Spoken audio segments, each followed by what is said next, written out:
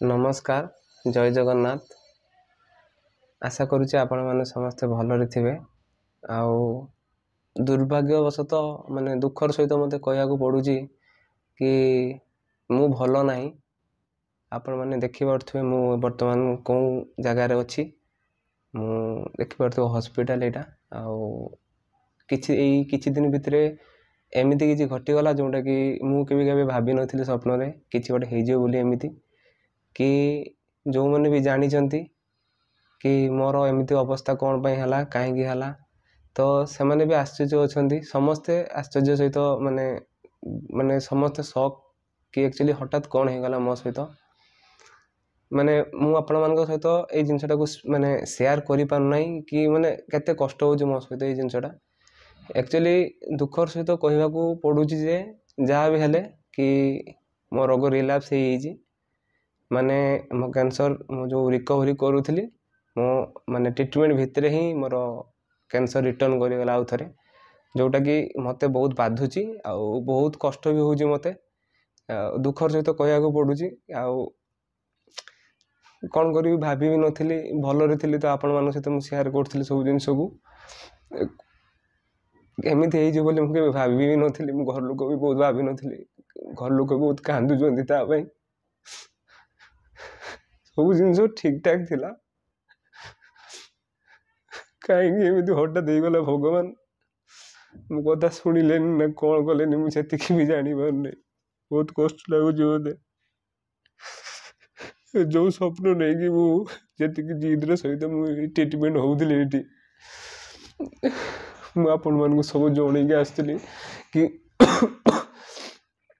कौन मो treatment Homi treatment चली भलरे भलरे भी चलूला मुझे समस्त को शेयर करूली मुझे जानी भी नी एमती कौन होटा माने आउ 5 दिन पर माने आज 21 तारीख और 4 दिन पर मो ट्रीटमेंट माने मेडिसिन बंद होता मो ट्रांसप्लांट 6 मास होता और ट्रांसप्लांट पर मोर सब मेडिसिन बंद होता बहुत ही माने माने एक्साइटमेंट थी ता सहित मु पाठ पढ़िया भी जी बोली पूरा माने मु माइंड सेट कर देली मु पढ़ापढ़ी भी स्टार्ट कर देली प्रिपेरेसन मु फॉर्म भी पकई सब एग्जाम प्रिपेरेसन करूली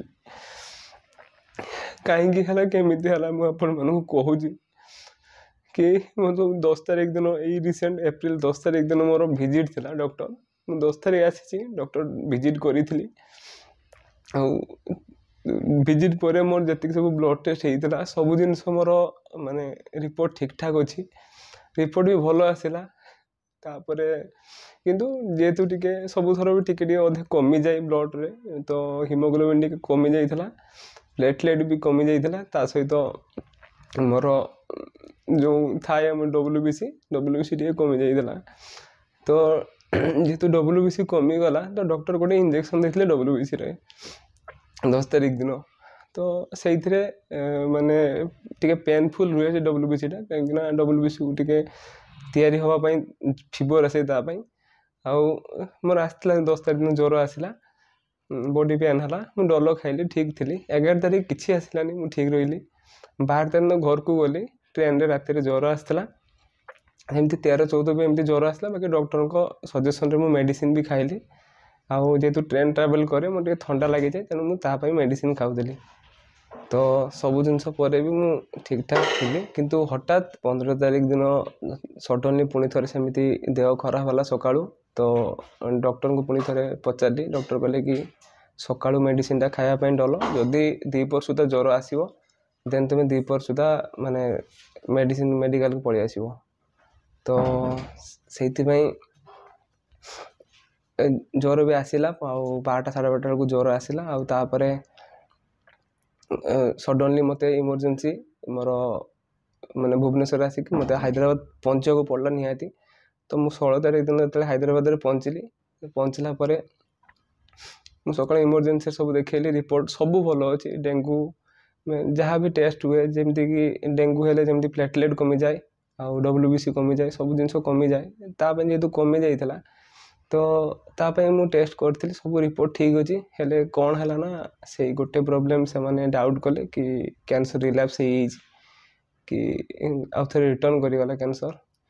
ତ ସେତେବେଳଠୁ ମୁଣ୍ଡରେ ମାନେ ସେତେବେଳକୁ ଯେଉଁ ଭଳିଆ ଫିଲ୍ ହେଉଥିଲା ତ ସେଇଟା ମାନେ ଏବେ ସୁଦ୍ଧା ବି ମୋ ମାଇଣ୍ଡରୁ ଯାଇନାହିଁ କି ମୁଁ ଏତେ ପର୍ଯ୍ୟନ୍ତ ବି ବିଲିଭ୍ କରିପାରୁନି କି ମୋର କ୍ୟାନ୍ସର ରିଟର୍ନ କରିଯାଇଛି, କି ମୋ ଘର ଲୋକମାନେ ବି ବିଲିଭ୍ କରିପାରୁନାହାନ୍ତି କି ମୁଁ କ୍ୟାନ୍ସର ରିଟର୍ନ କରିଯାଇଛି ବୋଲି।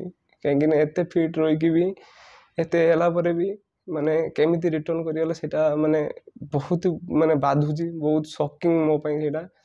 ଆଉ କେମିତି ରିଟର୍ନ କଲା ମୁଁ ସେଇଟା କହୁଛି ଆପଣମାନଙ୍କୁ କି ରିଟର୍ନ କରିବାର ମୂଳ କାରଣ ହେଉଛି କି ଯେଉଁ ମୁଁ ଗୋଟେ କେମୋ ଟ୍ୟାବଲେଟ୍ ଖାଉଥିଲି ସେ ମେଡ଼ିସିନଟା ମୋ ଦେହରେ କାମ କଲାନି, ତ ଯାହାଫଳରେ ମୋର ରୋଗ ରିଟର୍ନ କରିଯାଇଛି।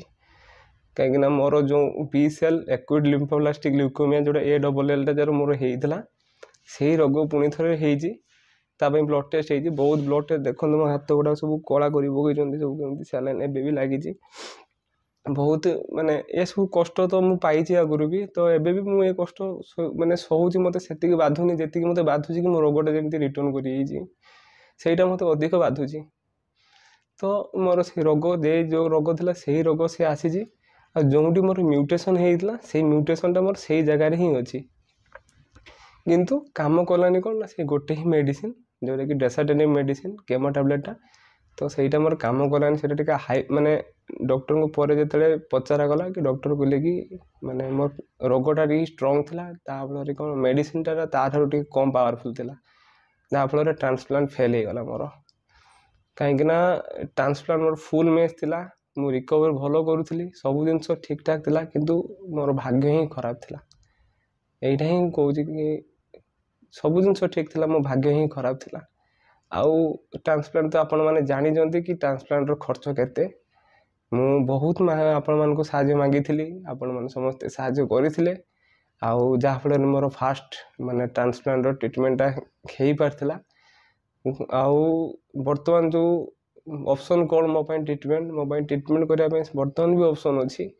ଆଉ ସେ ଟ୍ରିଟମେଣ୍ଟଟା କେମିତି କରାଯିବ ନା, ମୋ ପାଖରେ ଆଉ ଗୋଟେ ବି ଅପସନ୍ ଅଛି କି ଆଉ ଥରେ ଟ୍ରାନ୍ସପ୍ଲାଣ୍ଟ କରିବା ପାଇଁ। କିନ୍ତୁ ଟ୍ରାନ୍ସପ୍ଲାଣ୍ଟ କରିବା ପାଇଁ ହେଲେ ମୁଁ ଯେହେତୁ 6 ମାସ ହେଲା ମୋ ଟ୍ରାନ୍ସପ୍ଲାଣ୍ଟ ହେଇନି ଭିତରେ, ମୋ ଟ୍ରିଟମେଣ୍ଟ ଭିତରେ ମୋର ରୋଗ ରିଲାପ୍ସ ହେଇଗଲା, ତେଣୁ ମୋତେ ଟ୍ରାନ୍ସପ୍ଲାଣ୍ଟ କଲେ ମୋ ଲାଇଫ୍ ପ୍ରତି ବର୍ତ୍ତମାନ ବହୁତ ହି ରିସ୍କ ଅଛି।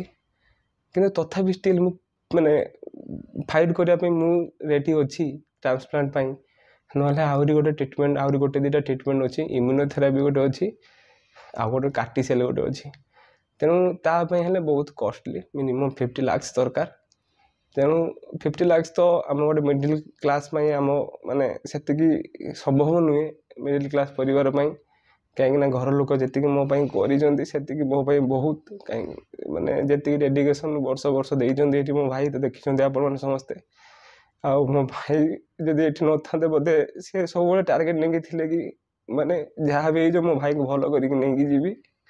ଆଉ ସେ ଆଜି ଯାଇ ମୁଁ ସେବା କରିକି ଆସୁଥିଲି, କାହିଁକିନା ମୁଁ ସବୁବେଳେ ଗୋଟେ କଥା ସବୁ ଆପଣମାନଙ୍କୁ କହିକି ଆସୁଥିଲି କି ମୋ ଭାଇ ସବୁବେଳେ ମୋ ସହିତ ଥିଲେ। ମୋ ଗୋଡ଼ ଚିପିବା ପାଖରୁ ମୋର ସବୁ ଟ୍ରିଟମେଣ୍ଟ ମାନେ ସବୁ ବୁଝାବୁଝି, ଖାଇବା ପିଇବା ସବୁ କରିବା କଥା, ମାନେ ସେ ନିଜେ ନିଜ ଲାଇଫ୍କୁ ବାଜି ଲଗେଇକି ମୋ ପାଇଁ ଏଠି ବର୍ଷ ଧରି କାମ ମାନେ ରହିଛନ୍ତି ମୋ ପାଇଁ। ଆଉ ତାଙ୍କୁ ତ ମୁଁ କହିଛି, ତାଙ୍କ ଋଣ କେବେ ବୁଝିପାରିବିନି କେବେ ବି। ଆଉ ବର୍ତ୍ତମାନ ମୋ ପାଇଁ ପଇସା ହିଁ ବାଧକ ସାଜୁଛି, ମୋ ପଇସା କେଉଁଠୁ ଆଣିବି ଏବେ ମୁଁ କହିବି ପାରୁନି ସେମାନଙ୍କୁ କ'ଣ କହିବି। ସେମାନଙ୍କୁ ମୁହଁକୁ ଦେଖିଲେ ମୋତେ ନିଜକୁ ଦୁଃଖ ଲାଗୁଛି, କାହିଁକିନା ମୁଁ ସେତିକି ବୁଝିପାରୁଛି କି ସେମାନଙ୍କ ମନରେ କେତେ କଷ୍ଟ ଆସୁଛି, କି ସେମାନେ କେତେ ପଇସା ଖର୍ଚ୍ଚ କରୁଛନ୍ତି ମୋ ପାଇଁ, କେତେ ପଇସା ବି କେଉଁଠୁ ଆଣିବେ ମୋ ପାଇଁ ଟ୍ରିଟମେଣ୍ଟ କରିବା ପାଇଁ। ମୁଁ ଜାଣିବି ନଥିଲି ମୋତେ ଏତେ ମାନେ ହଠାତ୍ କାହିଁକି ରୋଗ ଏତେ ମାନେ ରିଟର୍ନ କରିଛି ବୋଲି ମୁଁ ଜାଣିବି ନଥିଲି। ମୋ ପାଇଁ ପଇସା ଦରକାର ବର୍ତ୍ତମାନ 50 ଲାକ୍ସ 40-50 ଲାକ୍ସ ଏମିତି ଦରକାର, ଆଟଲିଷ୍ଟ ମୁଁ ରିକଭର କରିବା ପାଇଁ। ଗୋଟେ ମେଡ଼ିସିନ୍ ମୋର ଚାଲିବ ଏବେ ବର୍ତ୍ତମାନ, ଯେଉଁ ମେଡ଼ିସିନଟା ପାଇଁ ମୁଁ ରିକଭରି କରିଛି ମାନେ ରିଟର୍ନ କରିଛି ରୋଗଟା, ତ ସେଇ ମେଡ଼ିସିନଟା ତ 4,000 କି 5,000 ଥିଲା, ଯେଉଁ ଡେସାଟେନିମ୍ ଟ୍ୟାବଲେଟ୍। କିନ୍ତୁ ବର୍ତ୍ତମାନ ଯେଉଁ ଟ୍ୟାବଲେଟ୍ଟା ମୋ ପାଇଁ ଚାଲିବ 50,000 ତା ଦାମ। ତେଣୁ ବର୍ତ୍ତମାନ 50,000 ମାନେ ଗୋଟେ ମେଡ଼ିସିନର ଦାମ ମାନେ 30ଟା ଟ୍ୟାବଲେଟ୍ ଅଛି, ତାହେଲେ ଜାଣିପାରୁଥିବେ କେତେ ଟଙ୍କା ମାନେ କଷ୍ଟଲି ସେ ମେଡ଼ିସିନଟା। ତ ଭଗବାନଙ୍କୁ ବି ସେତିକି ସାଥ ଦେବା ଦରକାର। ଆପଣମାନେ ତ ସବୁବେଳେ ମୋ ସାଥ ଦେଇଛନ୍ତି। ମୁଁ ଏତିକି ରିକ୍ୱେଷ୍ଟ କରୁଛି ଆପଣମାନଙ୍କୁ ସମସ୍ତଙ୍କୁ କି ଆପଣମାନେ ତ ସବୁବେଳେ ଭଲ ପାଇବା ଦେଇଛନ୍ତି, ଆଶୀର୍ବାଦ କରିଛନ୍ତି। ବର୍ତ୍ତମାନ ଯଦି ମୋ ପାଖରେ ପଇସା ନ ରହିବ ମୁଁ ଟ୍ରିଟମେଣ୍ଟ କରିପାରିବିନି। ମୋର ଅବସ୍ଥା ଆଗକୁ କ'ଣ ହେବ ମୁଁ ଜାଣିପାରୁନି, କି ମୁଁ ଜାଣିନି ଆଗକୁ କ'ଣ ହେବ। ବାସ୍ ଏତିକି ମନୋବଳ କିନ୍ତୁ ମୁଁ ଷ୍ଟ୍ରଙ୍ଗ ରଖିଛି କି ମୁଁ ରିକଭରି କରିକି ଯିବି ଏଠୁ। ମୋର ପୁଣି ଥରେ କିମୋଥେରାପି ଷ୍ଟାର୍ଟ ହେବ, ଯେମିତି ମୋ ଟ୍ରିଟମେଣ୍ଟ ହେଇଥିଲା ପୁଣି ସେଇଭଳିଆ ହେବ। ତେଣୁ ଯାହା ବି ଜୀବନର ସଂଘର୍ଷ ଅଛି ମୁଁ ହାର ମାନିନି, କିନ୍ତୁ ମୋତେ ଏଇ ଜିନିଷଟା ପାଇଁ ଗୋଟେ ଜିନିଷଟା ହର୍ଟ ହେଉଛି, ଏତେ ମାନେ କେମିତି ଭଗବାନ ଏତେ ନିଷ୍ଠୁର ହେଇଗଲେ ଆଉ ମାନେ ରୋଗକୁ ରିଲାପ୍ସ କରିଦେଲେ ଆଉ ଥରେ। ବାସ୍ ଏତିକି ଆପଣମାନଙ୍କ ପାଖରେ ପ୍ରାର୍ଥନା କରୁଛି, ଯଦି ଆପଣମାନେ ମୋତେ ସାହାଯ୍ୟ କରନ୍ତି କିଛିଟା ମାତ୍ରାରେ ତାହେଲେ ମୁଁ ରିକଭରିରେ ମାନେ ସାହାଯ୍ୟ ହେଇପାରିବ ସେତିକି। ବାସ୍ ଆପଣମାନଙ୍କ ପାଖରେ ଏତିକି ପ୍ରାର୍ଥନା ରହୁଛି, ଆପଣ ମୋ ପାଇଁ ଭଗବାନ ପାଖରେ ପ୍ରାର୍ଥନା କରନ୍ତୁ। ଘର ଲୋକ ବହୁତ କାନ୍ଦୁଛନ୍ତି, ମା ବାପା, କେବେ ବାପାଙ୍କ କାନ୍ଦ ଦେଖି ନାହିଁ ମୁଁ, ଫାର୍ଷ୍ଟ ଟାଇମ୍ ଦେଖିଛି ମୋ ପାଇଁ କାନ୍ଦୁଛନ୍ତି ସେମାନେ। ବହୁତ କାନ୍ଦୁଛି ମୋତେ, ସେତିକି ମୁଁ ଇମୋସନ୍ କଣ୍ଟ୍ରୋଲ୍ କରିପାରୁନି। ବହୁତ ଇମୋସନ୍ ମୁଁ କଣ୍ଟ୍ରୋଲ୍ କରେ, ମୁଁ ଆଜି ଯାଏ ଧୈର୍ଯ୍ୟର ସହିତ ଟ୍ରିଟମେଣ୍ଟ ହେଇଛି, ହେଲେ ମୁଁ ଜାଣିନଥିଲି କି ମୋର ମାନେ ଏମିତି ଅବସ୍ଥା ହେଇଯିବ ବୋଲି। ତଥାପି ସେମାନଙ୍କୁ ବୁଝାଉଛି ମୁଁ ଭଲ ହେଇକି ଯିବି। ଆପଣମାନେ ସମସ୍ତଙ୍କୁ କହୁଛି କି ମୁଁ ଭଲ ହେଇକି ନିହାତି ଯିବି। ମୁଁ ସେତିକି ଜିଦ୍ ଧରିଛି, ଯେତେ ବି ଯାହା ହେଇଯାଉ, ଯେଉଁଠି ବି ଯାହା ହେଇଯାଉ ମୁଁ ଭଲ ହେଇକି ଯିବି ମାନେ ଯିବି। ସେତିକି ମୁଁ ନିଜେ ମନୋବଳ ଷ୍ଟ୍ରଙ୍ଗ ରଖିଛି। ମୁଁ ପଢ଼ାପଢ଼ି ମୁଁ କରିପାରୁନାହିଁ ବର୍ତ୍ତମାନ ସୁଦ୍ଧା ବି, କିନ୍ତୁ ମୁଁ ପାଠପଢ଼ା ଛାଡ଼ିବିନି। ପାଠ ପଢ଼ିକି ପୁଣି ଥରେ ଷ୍ଟାର୍ଟ କରିବି, 2 ବର୍ଷ ପରେ ହେଉ କି 3 ବର୍ଷ ପରେ ହେଉ କି 5 ବର୍ଷ ପରେ ହେଉ, ମୁଁ ପଢ଼ାପଢ଼ି ଷ୍ଟାର୍ଟ କରିବି। ବାସ୍ ଆପଣମାନେ ଭଗବାନ ପାଖରେ ଏତିକି ପ୍ରାର୍ଥନା କରନ୍ତୁ କି ମୁଁ ଭଲ ରୁହେ ସବୁବେଳେ, ମୁଁ ଯେମିତି କିଛି ପ୍ରୋବ୍ଲେମ୍ସ ନ ହଉ। ବହୁତ ଦୁଃଖର ସହିତ ମୋତେ କହିବାକୁ ପଡ଼ୁଛି, ପ୍ଲିଜ୍ ମୋତେ ହେଲ୍ପ କରନ୍ତୁ ସମସ୍ତେ। ଧନ୍ୟବାଦ, ଜୟ ଜଗନ୍ନାଥ।